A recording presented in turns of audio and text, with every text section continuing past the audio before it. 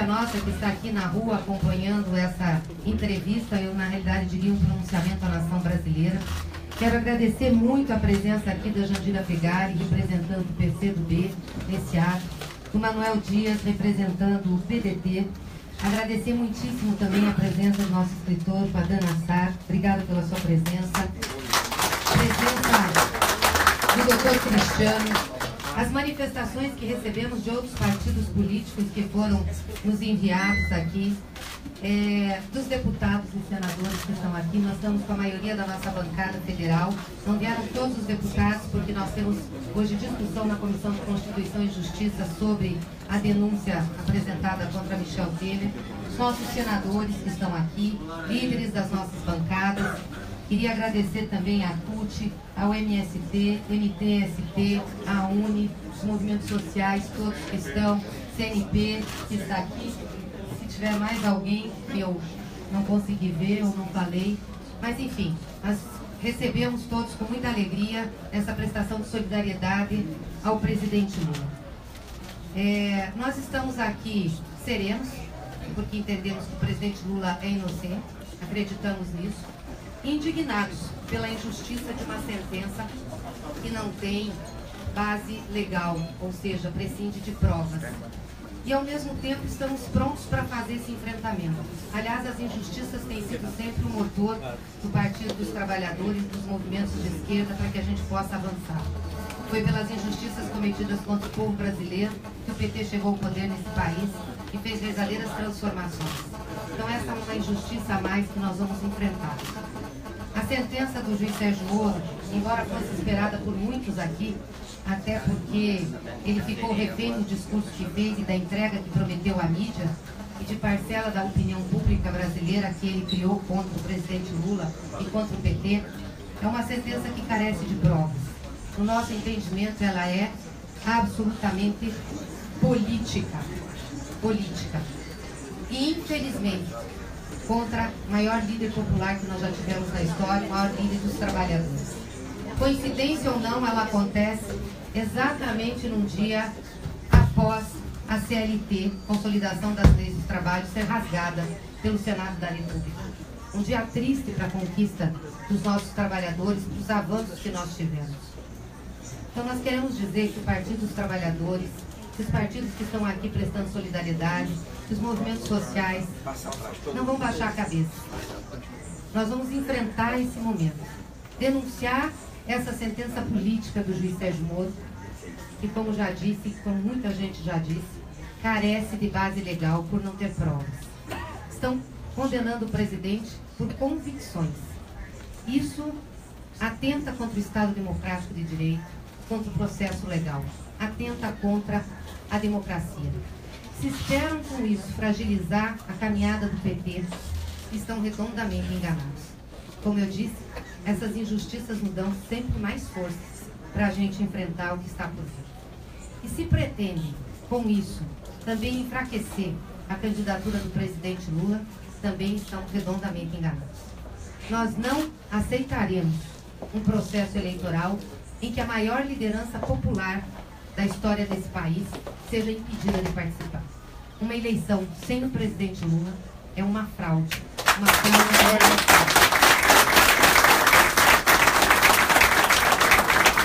Eu queria chamar aqui o nosso presidente, guerreiro, líder Lula!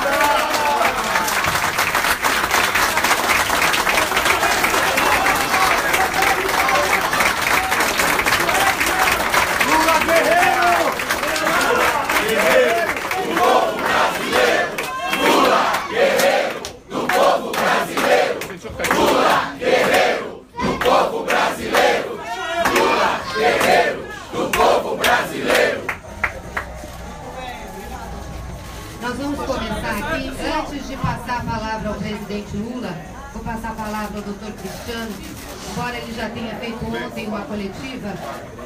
Ah, sim, desculpa, é verdade. Queria passar aqui antes, doutor Cristiano, para dar informe sobre o processo, passar aqui ao companheiro Wagner, presidente da CUT, que representa nesse ato todos os movimentos sociais, e que eles fizeram agora pela manhã uma reunião para externar solidariedade ao presidente Lula e tem informes dos desdobramentos dessa reunião. Obrigado, presidenta. Presidente Lula. Bom, é o seguinte, gente, nós fizemos uma reunião hoje e não dos movimentos sociais com os partidos todos, né, que estão presentes aqui a essa solenidade, os movimentos e os partidos, entidades, representação do movimento social, sindical, estudantil, político partidário do Brasil, em solidariedade ao presidente Lula e dizendo claramente que nós entendemos que eleição só é representativa se Lula for candidato e tiver condição de concorrer, e que é uma farsa, é uma fraude, um processo onde se impede a participação do presidente Lula, como disse aqui a Cleide. E nisso nós estamos tirando algumas iniciativas. Primeiro, nós compusemos uma coordenação que vai coordenar em nível nacional essa resistência, formada pelos movimentos e pelos partidos. Teremos uma página, né, na internet que vai orientar e organizar em todo o Brasil e fazer a comunicação correta do que nós estamos pensando. E já fazemos um chamamento. Primeiro ato, faremos grandes e vários atos pelo Brasil todo. Mas o primeiro grande ato é no próximo dia 20, quinta-feira, em todas as cidades do Brasil, nas capitais fundamentalmente, mas quem puder fazer também, evidentemente, em outras cidades do Brasil.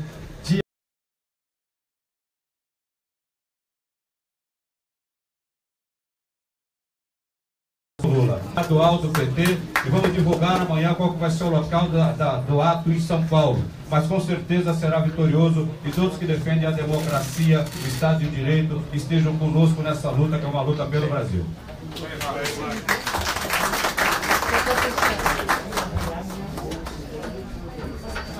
Bom dia a todos. Eu cumprimento a todos os presentes e gostaria de agradecer o convite que foi feito para estar aqui presente.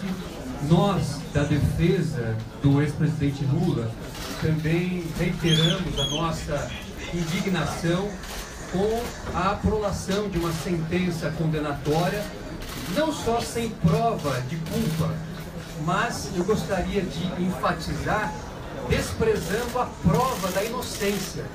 Esse é o ponto que deve ser enfatizado. Não só o Ministério Público deixou de fazer a prova da culpa, a prova da denúncia que foi apresentada, mas também nós, a defesa, levamos ao processo, por meio de testemunhos, por meio de documentos, a prova de que o ex-presidente Lula não praticou qualquer dos atos ilícitos que foram afirmados na denúncia. Então, esse é um ponto importante.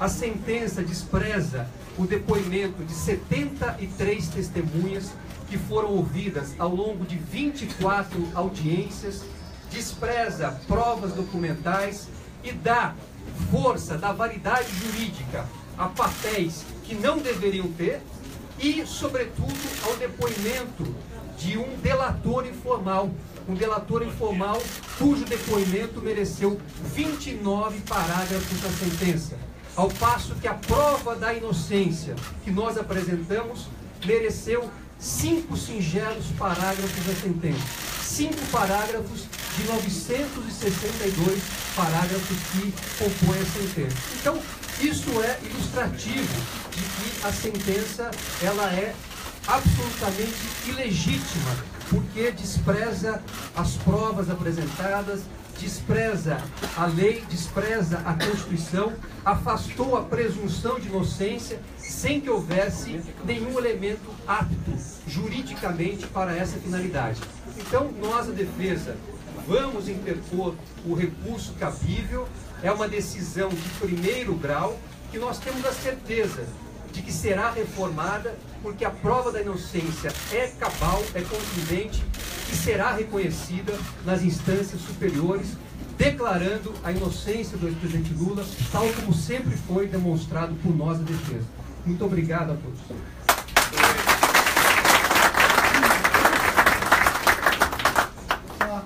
Antes de passar aqui, presidente, eu queria só dizer ao senhor que nós estamos recebendo manifestação de solidariedade do senhor de vários lugares, vários países. do movimento Evita da Argentina, corrente peronista, descamisados. O som está no fundo, mais perto. Ah, sim? Tá melhor? Tem que jogar o som no fundo, tá só na frente. Se não puder falar em pé, né? Falar em pé. Nós estamos recebendo manifestação de solidariedade de várias partes do mundo, que aliás que chegaram agora, tem outras chegando até o final da reunião, nós vamos falar de todas. Mas Movimento Evita da Argentina, Corrente Peronista Descamisados da Argentina, Die-Linke Alemanha, Partido Comunista Cubano, Aliança País Equador, Espaço Político Frente Ampla Uruguai, Evo Morales, presidente da Bolívia, Frente Iguaçu do Paraguai, Partido Comunista do Uruguai, Partido Comunista do Equador, Adolfo Pérez Esquivel, e além dos movimentos e partidos políticos aqui do Brasil. Passo a palavra, então, ao nosso presidente, Luiz Inácio Lula da Silva.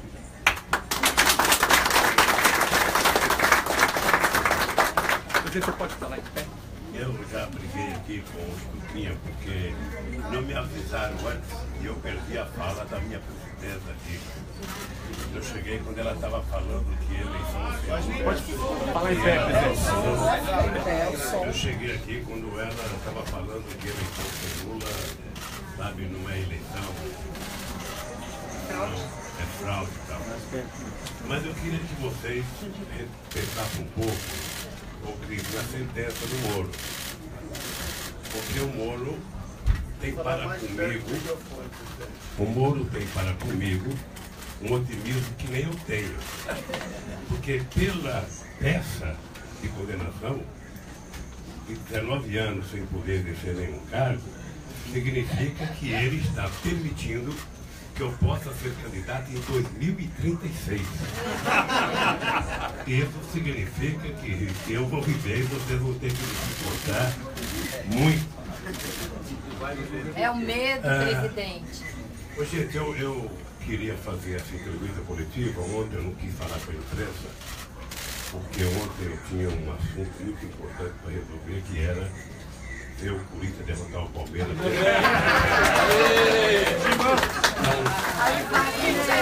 Eu não tive nem tempo de analisar a condenação, nem conversar com o advogado, porque falou, primeiro vamos ver o Corinthians resolver o problema com o Palmeiras, depois resolver isso. Mas eu queria começar aqui agradecendo alguns companheiros que tiveram um papel importante nessa primeira etapa dessa batalha jurídica e política, que é o meu companheiro Cristiano Zanin, o meu querido companheiro do governo, o companheiro Roberto Teixeira, a companheira Valesca, que além de advogada e filha do Roberto Teixeira, é mulher do Cristiano, a companheira Larissa, que é a companheira também filha do Roberto Teixeira, cunhada do Cristiano. Queria conhecer o companheiro Jeffrey, que é um advogado que está nos ajudando a partir de Londres, que fez uma representação contra o Moro em Bruxelas, na ONU. Queria agradecer o companheiro Batoc, que faz parte do grupo dos advogados que me defendem nessa ação e em outras ações, que são muitas ações que eu tenho pela frente. Agradecer o companheiro Nilo Batista, que foi impedido de continuar me ajudando, mas no começo participou me ajudando nesse processo. O companheiro Juarez Cirino, que é um advogado do Paraná, que também me ajudou numa fase do processo. Quero agradecer o companheiro Fernando e toda a sua equipe, que trabalharam tão bem nesse processo. Eles eram advogados do Paulo Camoto, e o Paulo Camoto foi absolvido na questão do acervo. Quero agradecer a tantos companheiros juristas que participaram de tantas reuniões, que escreveram tantos artigos. Agora mesmo já tem um movimento com 60 juristas para escrever um livro sobre a sentença do Moro, ou seja, cada jurista vai escrever 5 páginas sobre a sentença do Moro, porque segundo os advogados é uma peça que precisa ser motivo de estudo profundo de como não fazer uma peça condenatória. Mas de qualquer forma eu não vou entrar em detalhe, porque os caras estudaram tantos anos, fizeram mestrado, doutorado, para ser advogado, não vou eu aqui com o meu quarto ano primário tentar substituir a experiência desses companheiros. Mas eu quero agradecer a todos. Quero agradecer, obviamente, aos meus companheiros do PT, que tanto têm sido solidários, a nossa bancada no Senado, a nossa bancada na Câmara dos Deputados, que tem feito um enfrentamento, não apenas nesse caso, mas em outros casos de injustiça que vão vitimando os companheiros do PT e outros companheiros que nem são do PT, mas que são vítimas do arbítrio, sabe, de um Estado quase que de exceção, em que o Estado de Direito Democrático está sendo jogado na lata do lixo. Ou seja, eu estou cronominado aqui, gente, eu quero agradecer a companheira Jandira, sabe, que está aqui na mesa em nome do PCdoB, o companheiro Manuel Dias, que está aqui em nome do PDT. Quero agradecer a generosidade da imprensa comigo, que é muito, muito importante, sobretudo o pessoal do Jornal Nacional, que me trata com tanta diferença. Quero cumprimentar, quero aqui agradecer ao meu querido companheiro Raduan, que eu conheço há pouco tempo pessoalmente, mas parece que já faz muito tempo que eu conheço ele. E é um companheiro que é uma das reservas morais desse país, além de uma reserva importante intelectual. Quero cumprimentar aqui. Eu até não queria falar da minha família, porque quando eu falo de família, eu fico emocionado. Eu não vou. Mas esse processo é um processo que, se vocês acompanharam ele, vocês vão perceber que o que aconteceu ontem, eu já previa no dia 16 de outubro do ano passado. Se vocês leram, eu escrevi um artigo na tendência de debate da Folha, porque querem me condenar. Isso aqui é o dia 18 de outubro de 2016. E nesse artigo, Raduan, eu disse o seguinte: meus acusadores sabem que não roubei, não fui corrompido, nem tentei obstruir a justiça, mas não podem admitir, não podem recuar depois do massacre que promoveram na mídia. Tornaram-se prisioneiros das mentiras que criaram, na maioria das vezes a partir de reportagens facciosas e mal acuradas. Estão condenados a me condenar e devem avaliar que, se não me prenderem, serão eles os desmoralizados perante a opinião pública. Tendo compreender essa caçada como parte da disputa política, muito embora seja um método repugnante de luta. Não é o Lula que pretendem condenar, é o projeto político que represento junto com milhões de brasileiros. Na tentativa de destruir uma corrente de pensamento, estão destruindo os fundamentos da democracia no nosso país.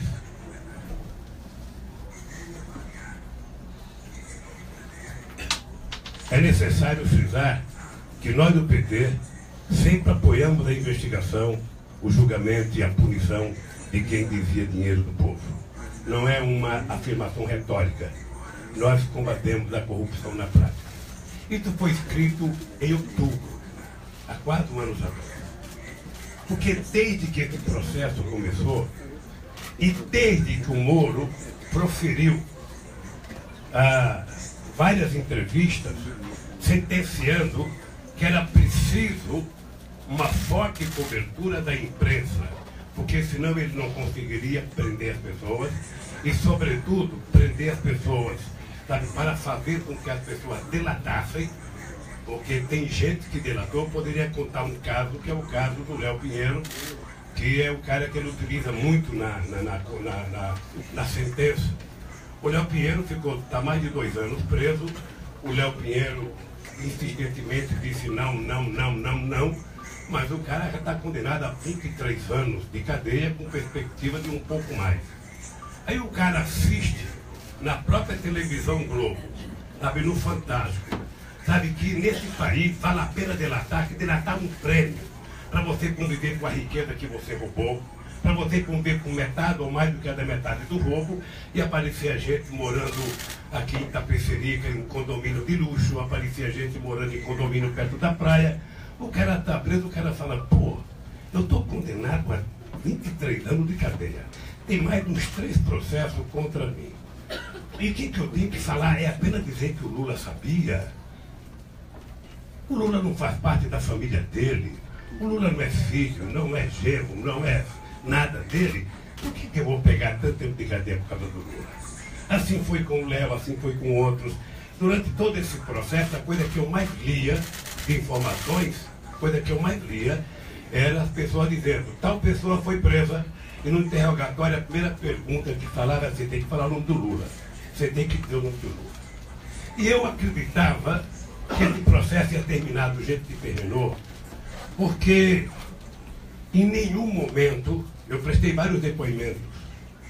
E era visível que o que menos importava para as pessoas que faziam, sabe, perguntas no depoimento, era o que você falava. Eles já estavam com o processo pronto. Eles já estavam com a concepção da condenação pronta. Então, a Polícia Federal, pegar esse processo começa com a mentira do jornal o Globo, que o Ministério Público pega para ela, abre o inquérito, a Polícia Federal mente a respeito desse processo, o Ministério Público aceita o inquérito da Polícia Federal, enquanto isso a imprensa divulgava isso fartamente. Depois vai para o Ministério Público, o Ministério Público prepara a acusação, anuncia a acusação, sabe? A imprensa divulga fartamente, ou seja, outra mentira do Ministério Público, e vai para o Moro. Eu acreditava que o Moro iria recusar. Se ele tivesse recusado aceitar a mentira contada pelo Ministério Público, baseada na teoria do PowerPoint, era o que eu esperava. Você veja que eu tinha muito mais garantia de que ele iria recusar aceitar a denúncia do que me absolver quando o processo foi aceito. Depois que o processo foi aceito, eu falei, olha, há um jogo.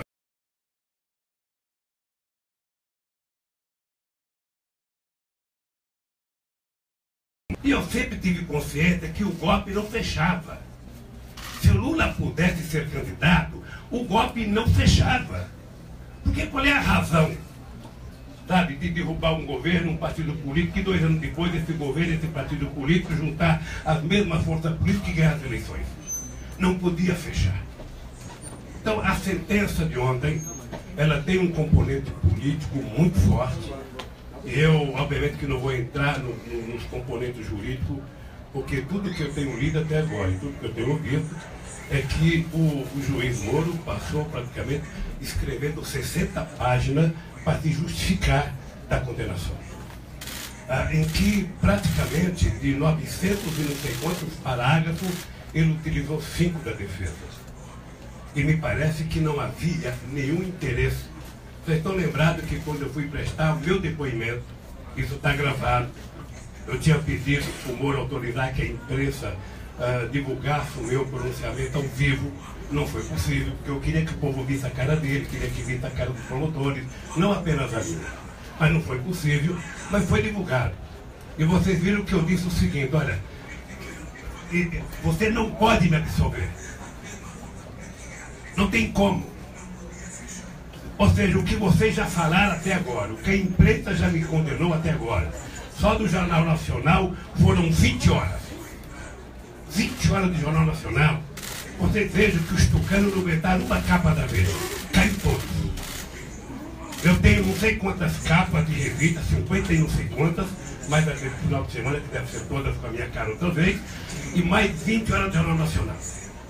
E eu sinto que há, companheira Gleice, uma tentativa de me tirar do jogo político. Eu sou um homem que acredito nas instituições. Eu quero uma Polícia Federal forte, eu quero um Ministério forte e eu quero um Ministério Público forte.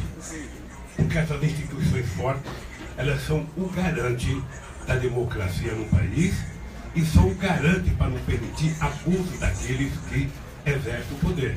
inclusive para evitar, sabe, o surgimento de pessoas que se sintam insubstituíveis e queiram, sabe, utilizar o poder para ficar governando de forma autoritária. Agora, eu sempre disse, se vocês pegarem os discursos que eu fazia na porta do Ministério Público, eu sempre dizia: a instituição, por ser forte, as pessoas que a compõem têm que ter mais responsabilidade. E quando eu falo da Polícia Federal e falo do Ministério Público, eu não falo da instituição, porque tenho grandes amigos e respeito profundamente algumas centenas de amigos que tenho lá. Eu falo dos procuradores que estão fazendo parte da operação da Força Tarefa da Lava Jato. Eu falo da Polícia Federal, que faz parte da Força Tarefa da Lava Jato. Eu não falo da instituição, porque acredito tanto na instituição que fiz ela ser muito mais forte do que era quando eu cheguei. Pois bem, então o que acontece de fato e de direito nesse ano?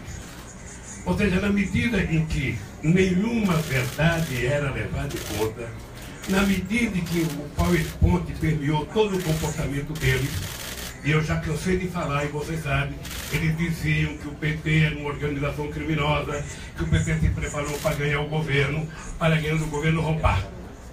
E o Lula era o chefe. A partir daí, eles não precisavam mais nada. Era a teoria do domínio do fato, utilizada de forma moderna com a palavra contexto, que o juiz Moro utilizava muitas vezes a palavra contexto. Obviamente que o Moro, ele não tem que prestar conta para mim, porque ele não deve prestar conta para mim. Eu acho que o Moro deve prestar conta para a história, como eu devo prestar conta para a história. A história, na verdade, é que vai dizer, sabe, quem está certo ou quem está errado.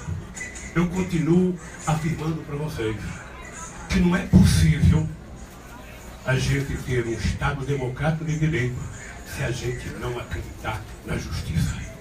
E por essa crença que eu tenho no Estado de Direito e numa justiça forte, é que a justiça não pode mentir. Ela não pode tomar decisões políticas. Ela tem que tomar decisão baseada nos autos. E olha que nós trabalhamos. Porque a única prova que existe nesse processo, de não sei quantas mil páginas, é a prova da minha inocência. É a única prova. É a prova da minha inocência. Eu queria fazer um apelo à imprensa, um apelo ao povo brasileiro. Se alguém tiver uma prova contra mim, por favor, diga. Mande para a justiça, mande para a Suprema Corte, mande para a imprensa, porque eu preciso. Eu ficaria mais feliz se eu fosse condenado com base numa prova. Eles me desmascararem. Está aqui, olha, você realmente cometeu um ilícito, você cometeu um erro.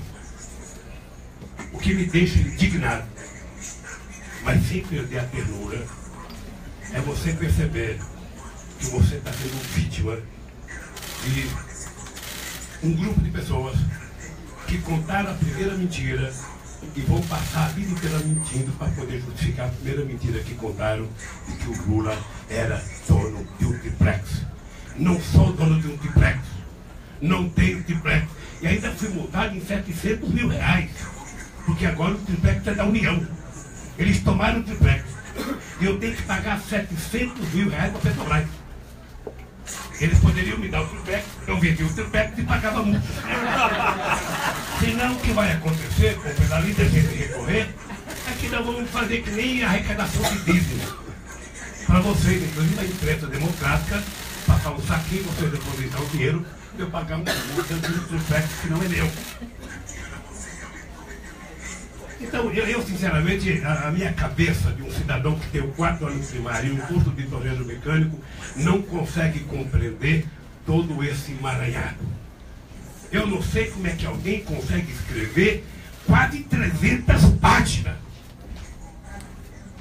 para não dizer absolutamente nada de prova contra a pessoa que ele quer acusar. Esse processo é como o cidadão chegar aqui, um torcedor do Corinthians, como o Raduan, que eu nem sei que time que é, só dizer assim para mim: ô Lula, o Corinthians contratou o Messi. Eu ficar todo feliz.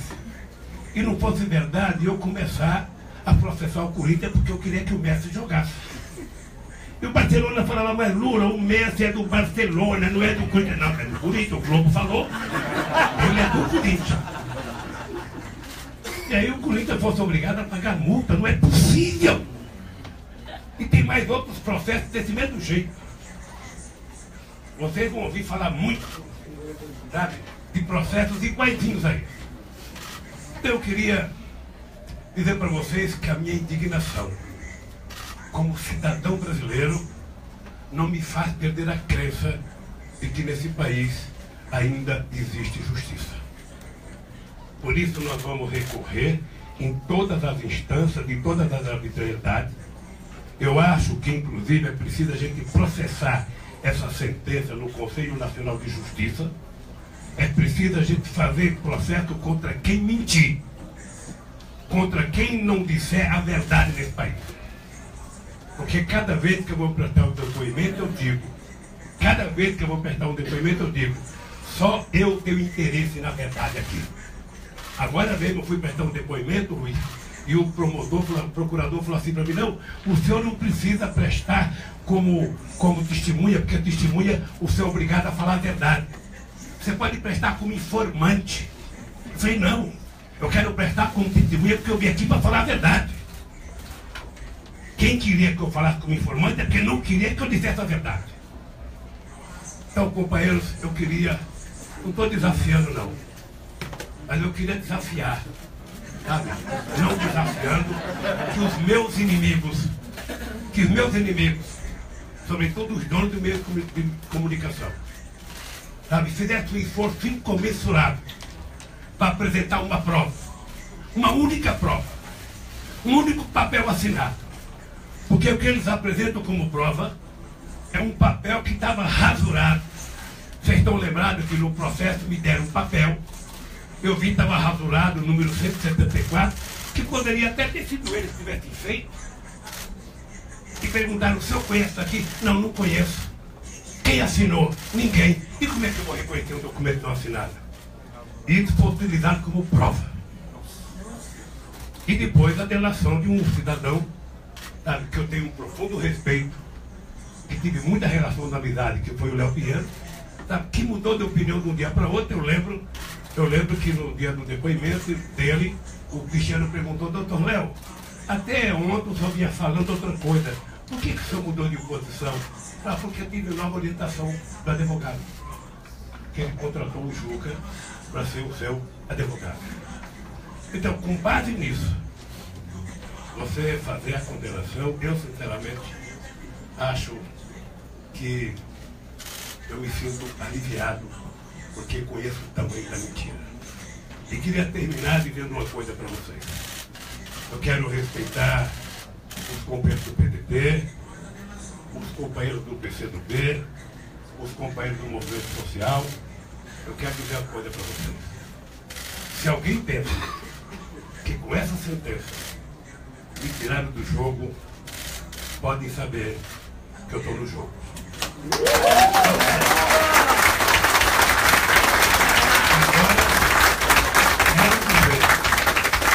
Quero dizer ao meu partido, que eu até agora não tinha reivindicado, mas a partir de agora eu vou reivindicar do PT o direito de me colocar como postulante à candidatura. Lula presidente, Brasil, urgente! Lula presidente, Brasil, urgente! Lula presidente!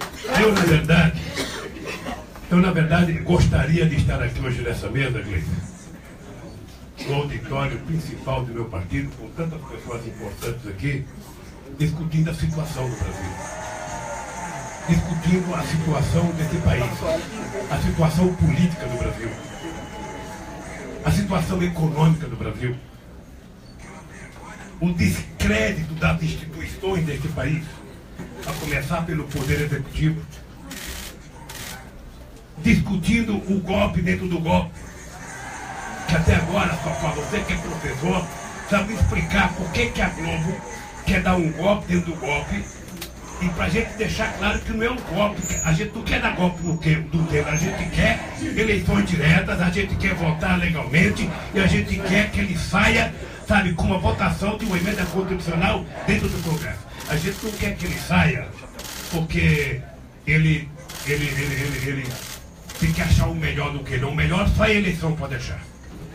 Melhor do que ele, só uma eleição pode achar. Porque quando o povo escolher um candidato ou uma candidata, o povo passa a ser responsável pelos acertos e pelos erros.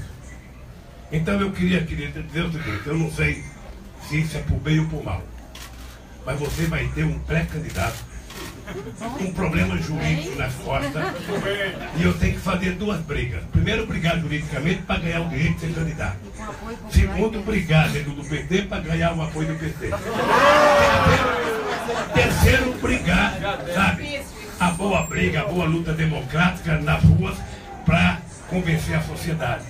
Porque se eles acabaram de destruir tudo que foi construído de direito dos trabalhadores desde 1943, se eles estão tentando destruir as conquistas dos trabalhadores na área da Previdência Social, se eles estão tentando destruir a indústria nacional, estão tentando destruir a coisa mais simples que nós criamos, que é o componente nacional, para que a gente possa desenvolver uma indústria nacional.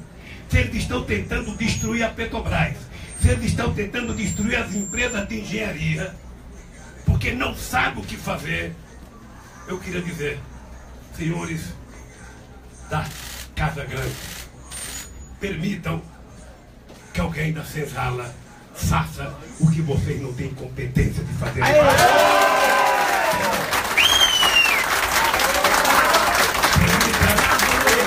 Permita que alguém cuide desse povo. Porque esse povo não está precisando ser governado pela elite. Esse povo está precisando ser governado por alguém que conheça a alma dele. Por alguém que saiba o que é a fome, o desemprego. Por alguém que sabe o que é a vida dura que leva o povo pobre desse país. E eu quero terminar dizendo o seguinte, sabe, quando esse país não tiver mais jeito, sabe, quando os economistas de direita não tiver mais solução, por favor, permita que a gente coloque o pobre no orçamento outra vez. O pobre no orçamento, o pobre no meu salário, o pobre recebendo salário, o pobre recebendo crédito, que a gente faz esse país voltar a crescer, faz o povo voltar a sorrir e faz o povo voltar a ter o otimismo que tinha durante todo o tempo que nós governamos esse país. Lembrar a vocês, e vou dizer para vocês, lembrar e afirmar uma coisa para vocês. O ódio está disseminado nesse país. O ódio está disseminado. E toda vez que eu falo que a Rede Globo é disseminadora do ódio nesse país, é porque é só assistir o Jornal Nacional. E vocês vão perceber, sabe, que eu espero que aqueles que apresentam o jornal, o que faz o jornal, na hora que apresentem as denúncias falsas, cheguem em casa e olhem para a cara do seu filho, para ver se o filho dele compreende o que ele está fazendo. Porque eu não tenho dúvida que quando os filhos ficarem adultos, vão cobrar dos pais a quantidade de mentiras que contaram a respeito de uma pessoa que não é honesto por mérito. Sou honesto porque aprendi. Uma mulher analfabeta estava sendo honesto. E é importante saber, sabe, que eu sei o que fizeram com a dona Marisa com essas mentiras. Eu nem coloco isso na mesa para não ficar emocionado, mas as pessoas sabem o que fizeram com a dona Marisa. Portanto, companheiro inglês, está aqui o seu velho companheiro jovem, Lula, com 71 anos de idade, próximo de fazer 72, disposto a brigar do mesmo jeito que quando eu tinha 30 anos. Com mais experiência, estou tomando vitamina de manhã, estou fazendo ginástica todo dia, sabe? Então me espere. Quem acha que é o fim do Lula vai quebrar a cara, porque somente na política quem tem o direito de decretar o meu fim é o povo brasileiro.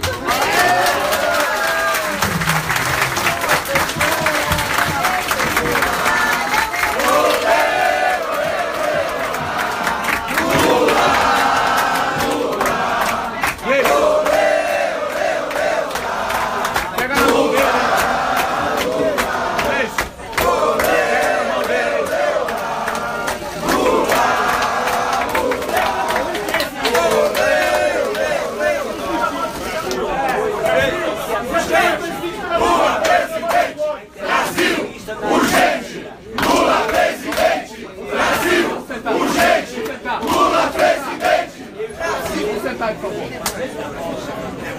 Agradecemos então a presença de todos que estão aqui. Dizer para o presidente que é uma grande emoção.